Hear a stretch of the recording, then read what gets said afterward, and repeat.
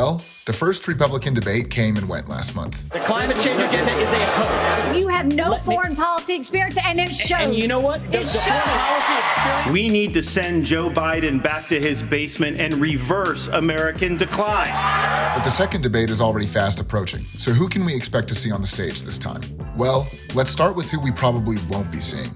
Former President Trump skipped the first debate, and although several of the candidates have called for him to join them on the stage, there's no evidence pointing to him showing up this time either. He also still hasn't signed the GOP's required pledge of support to whichever candidate wins the nomination, the only requirement keeping him from qualifying for the debates in the first place. Speaking of those requirements, currently, 2 prospective candidates who participated in the first debate still haven't met the qualifications for this upcoming one, Governors Asa Hutchinson and Doug Burgum. So looking at the remaining candidates that have met the polling, fundraising, and pledge requirements for this upcoming debate, who are they and what do they believe? First, there's Ron DeSantis, the runner-up in the polls to Trump. DeSantis is the current governor of Florida and was first elected in 2018, serving in the House of Representatives from 2013 to 2019 before taking office as governor. DeSantis has made a name for himself in recent years with his controversial policies on quote-unquote woke social issues related to LGBTQ+ rights and race. We need education in this country, not indoctrination in this country. In Florida, we eliminated critical race theory from our K-12 schools.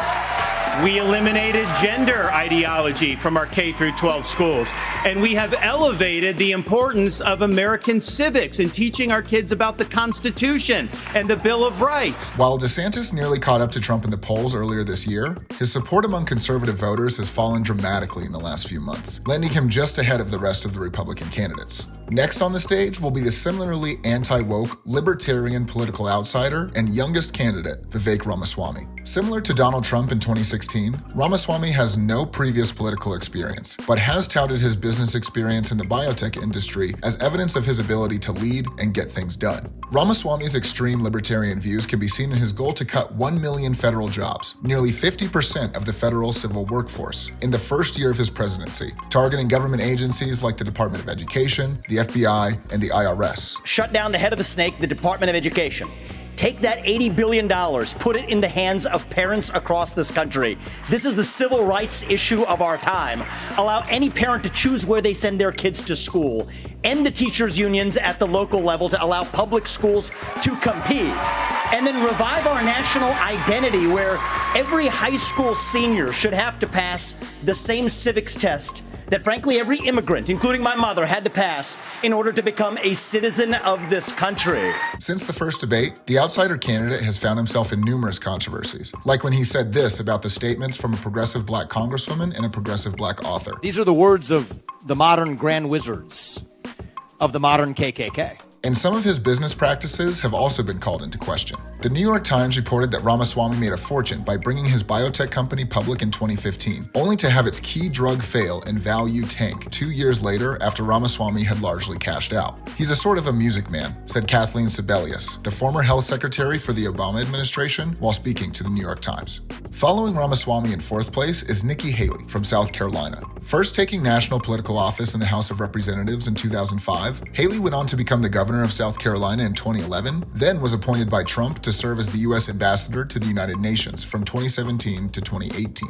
A bit less extreme in her views than the previous names mentioned, Haley stood out in the first debate by going after Ramaswamy for his lack of experience, calling Trump the most disliked politician in America, and not supporting further restricting abortion rights like several of her fellow debate participants. We need to stop demonizing this issue. This is talking about the fact that unelected justices didn't need to decide something this personal, because it's personal for every woman and man. And can't we all agree that we are not going to put a woman in jail or give her the death penalty if she gets an abortion? Close behind Haley is Mike Pence, the former vice president under Trump, who he is now running against. Before becoming Trump's running mate and eventually serving as the United States vice president from 2017 to 2021, Pence served as a representative in the House for Indiana from 2001 to 2013, until he took office as the state's governor from 2013 to 2017. A vocal evangelical Christian, Pence originally helped Trump gain the support of conservative evangelicals in 2016, and his religion would likely play a strong role in his policy agenda if he won the presidency. I'm a Christian, a conservative, and a Republican in that order. Further separating himself from the former president, Pence recently spoke out against what he sees as a dangerous rise of populism in the Republican Party, placing him squarely against Trump and his supporters in the GOP.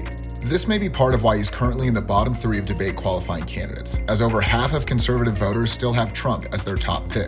Today, a populist movement is rising in the Republican Party. A growing faction would substitute our faith in limited government and traditional values with an agenda stitched together by little else than personal grievances and performative outrage. Republican populists would blatantly erode our constitutional norms. A leading candidate for the Republican nomination last year called for the, quote, termination of all rules, regulations, and articles, even those found in the Constitution. Trailing at the end of this list of former Republican governors is Christie. Christie served as New Jersey's governor from 2010 to 2018, following his career as a federal prosecutor from 2002 to 2008. The former New Jersey governor, like Pence and Haley, is also currently in the anti-Trump camp. But similar to those other two, he's also been supportive of the controversial figure in the past. Whether or not you believe that the criminal charges are right or wrong, the conduct is beneath the office of President of the United States.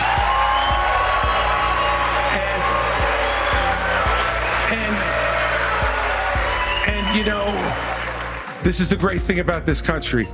Booing is allowed, but it doesn't change the truth. It doesn't change the truth. Although Christie is a very outspoken candidate who had a more memorable presence than several of his opponents in the first debate, his unpopularity in the polls does not bode well for his second presidential bid.